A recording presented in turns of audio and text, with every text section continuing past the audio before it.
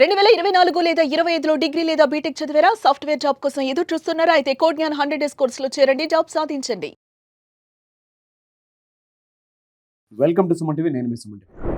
Legal separation అంటే ఏంటి? అంటే వైఫ్ అండ్ హస్బెండ్ రిలేషన్షిప్లో ఎక్కువగా మనం వినేటువంటి దానికి చట్టాలు అసలు ఏం చెప్తున్నాయి అనేది ఈరోజు మనతో పాటు ప్రముఖ అడ్వకేట్ శశికాంత్ గారు ఉన్నారు. వారి మాటలను తెలుసుకుందాం.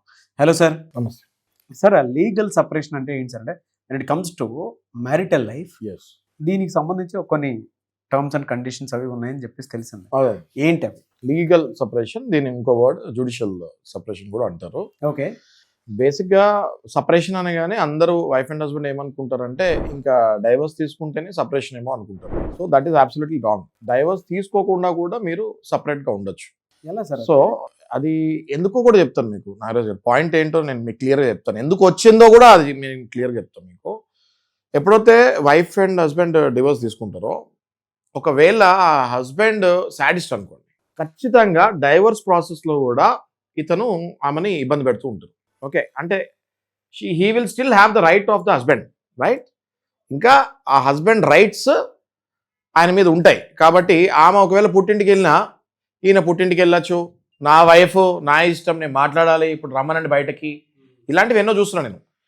ఇది rich class, middle class, poor class అని ఏం లేదండి నారది. అది ఎవ్రీ క్లాస్, రిచ్ అయినా పూర్ అయినా మిడిల్ అయినా ఎవరైనా కూడా ఇది ఫ్యామిలీ సమస్యలు అనేవి అందరికీ ఉంటాయి.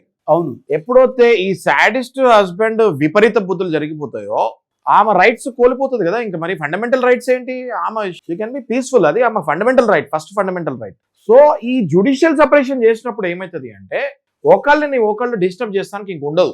దట్ విల్ నాట్ కమ్ అంటే డైవర్స్. మళ్ళీ అంటే ఒకవేళ వైఫ్ ఉంది, నేను నీకు డైవర్స్ ఇస్తాం, నాకు ఇంట్రెస్ట్ లేదు, ఇప్పుడు నేను కొన్నాళ్ళు నేను ప్రశాంతంగా ఉందాం అనుకుంటున్నావు మారే వరకు, అప్పటి వరకు నాకు జుడిషియల్ సెపరేషన్ కావాలి, నేను నీతో ఉండలేను, నీ చిత్రహింసలు నేను పడలేను, నువ్వు తాగొచ్చి కొడుతున్నావు, నువ్వు వేరే ఎవరెవరినో తెచ్చి ఇంట్లో పెట్టుకుంటావు నా కళ్ళ ముందు, ఐ డోంట్ వాంట్. మళ్ళీ నీకు డైవర్స్ ఇచ్చేస్తే నువ్వు ఫ్రీ అయిపోతావు, నువ్వు వెళ్ళి పెళ్లి చేసుకుంటావు, లేకపోతే తిరుగుతావో, నా జీవితం నాశనం చేస్తావు. కాబట్టి నేను నీకు డైవర్స్ కూడా ఇవ్వను, నాకు జుడిషియల్ సెపరేషన్ కావాలి అని కోర్టులో అప్లై చేసుకోవచ్చు. ఇది చాలా వండర్ఫుల్ ప్రొవిజన్ అండి for a family to be get united again. ఇప్పుడు ఈ జుడిషియల్ సెపరేషన్ లో అడ్వాంటేజెస్ ఏంటి, డిసడ్వాంటేజెస్ ఏంటి అన్నది నేను మీకు చెప్తాను. షూర్. ఈ జుడిషియల్ సెపరేషన్ లో ఫస్ట్ అడ్వాంటేజ్ ఏంటి అంటే they will remain as wife and husband, but they will not have the rights of wives and rights of husbands. Okay. అంటే హస్బెండ్ వైఫ్ ని బలవంతంగా ఫిజికల్ గా కలవడం కానీ, లేకపోతే ఎప్పుడు పడితే అప్పుడు కలుస్తాం కానీ, మాట్లాడతాం కానీ, టచ్ చేస్తానికి కూడా ఉండదు. It is judicially separated. This is one big advantage for wife. అంటే ఇక్కడ మనం వైఫ్ బాధితురాలుగా చూసుకుంటే big advantage for the wife. Husband అయితే హస్బెండ్ అయితే హస్బెండ్ కండి, ఎనీ ఆఫ్ వైస్ వర్సా. అలాగే వైఫ్ కి జుడిషియల్ సెపరేషన్ లో కూడా అడ్వాంటేజ్ ఏంటి అంటే she can still apply for the maintenance, she can still get that monetary relief. ఇది ఒక పెద్ద అడ్వాంటేజ్. అంటే డబ్బులు వస్తాయి, అటు భర్త చిత్రహింసలు పడే అవసరం ఉండదు. Okay, they are two things. ఈ బేసిక్ గా ఇది చాలా పెద్ద అడ్వాంటేజ్. పీస్ అన్నది ఆటోమేటిక్ గా థర్డ్ పాయింట్, పీస్ అన్నది ఆమె మైండ్ లోకి వచ్చేస్తుంది. ఇది కనుక చూసుకుంటే డిసడ్వాంటేజెస్ కనుక నెక్స్ట్ ఆలోచిస్తే, మేజర్ డిసడ్వాంటేజ్ ఏంటి అంటే ఒకవేళ ఈ వైఫ్ కనుక వేరే సంబంధంలో ఉంటే, ఆ టైంలో హస్బెండ్ కనుక జుడిషియల్ సెపరేషన్ తీసుకుంటే వేరే సంబంధంలో ఉన్న వైఫ్ని ఇంక ఈయన కంట్రోల్ చేస్తానికి ఉండదు. సిమిలర్లీ హస్బెండ్ కనుక వేరే సంబంధంలో ఉంటే ఈ జుడిషియల్ సెపరేషన్లో ఇంక నువ్వు హస్బెండ్ని కంట్రోల్ చేస్తానికి ఉండదు. ఆయన ఎటైనా తిరగచ్చు, జుడిషియల్ సెపరేటెడ్ కదా. He has his fundamental rights, she has her fundamental rights. So ఇదొకటి డిసడ్వాంటేజ్ అండి. మనం సహజంగా చూసుకుంటే majority of the marital cases breakup అయ్యేది ఫస్ట్ రీజన్ ఎక్స్ట్రా మ్యారిటల్ అఫేరే. అందరం గుర్తుపెట్టుకోవాల్సింది ఏంటంటే first reason is extra marital affair only. Sex is the first reason.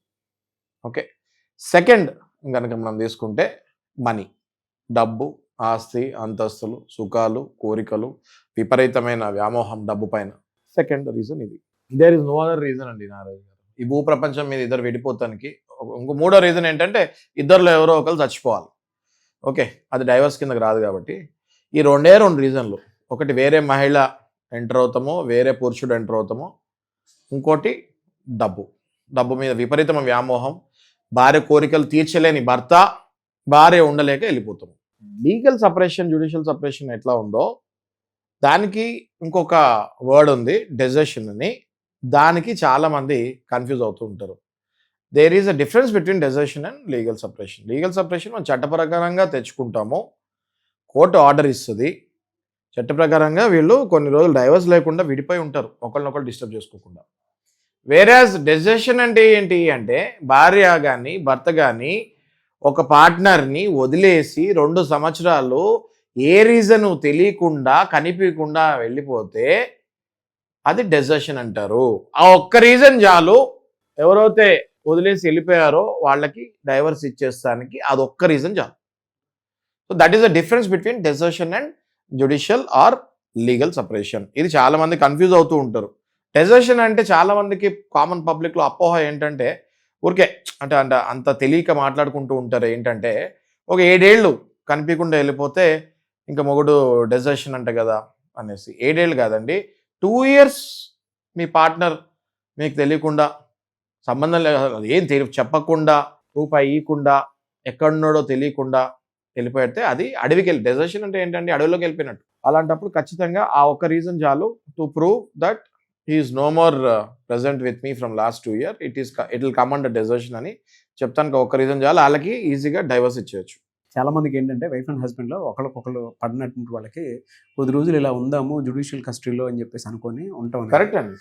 Right. అంటే ఇప్పుడున్న దాంట్లో అయితే ఇప్పుడున్న ట్రెండ్ ప్రకారం అయితే 100% ఎస్సెన్స్. వాళ్ళు ఒక చోట ఉండి కొట్టు చచ్చే కంటే కూడా ఒకళ్ళనొకళ్ళు అర్థం చేసుకోవడానికి కొంత గ్యాప్ తీసేసుకొని ఏది అది కూడా పెద్దల సమక్షంలో ఈ పాయింట్ చెప్పబోతున్నారు, చాలా కరెక్ట్ పాయింట్ తీశారు మీరు. ఈ జ్యుడిషియల్ సపరేషన్ అనేది లీడ్ తీసుకోవాల్సింది పేరెంట్స్. వాళ్ళకి ఈ ఆలోచన రాదు. సో ఈ వీడియో మనం చేసింది ముఖ్యంగా సీనియర్ సిటిజన్స్. అవును, ఎవరైతే ఇంట్లో కొట్టుకు వస్తున్నారో భార్య భర్త, అది కోడలు కొడుకు అవ్వచ్చు, లేకపోతే కూతురు అల్లుడు అవ్వచ్చు, కంగారు పడి డైవర్స్ తీసుకోకుండా పెద్దవాళ్ళకి ఎప్పుడు కూడా పిల్లలు విడిపోవాలని ఉండదు. అవును అవును, ట్రూ ట్రూ. ఏ పెద్దవాళ్ళకి ఏ పేరెంట్కి కూడా వాళ్ళ పిల్లలు విడిపోవాలి అని కోరుకోరు. అలాంటి వాళ్ళకి నేను ఇచ్చే సలహా ఏంటంటే మీరు దయచేసి కొన్నాళ్ళు లీగల్ సపరేషన్కి వెళ్ళండి, ఆ తర్వాత మళ్ళీ కలుస్తారేమో, మళ్ళీ మీ ఫ్యామిలీలో ఊరు ఆనందం వైభవం మళ్ళీ తిరిగి రావచ్చు. Very good information. Anyways thank you so much sir. Thank you Nagesh.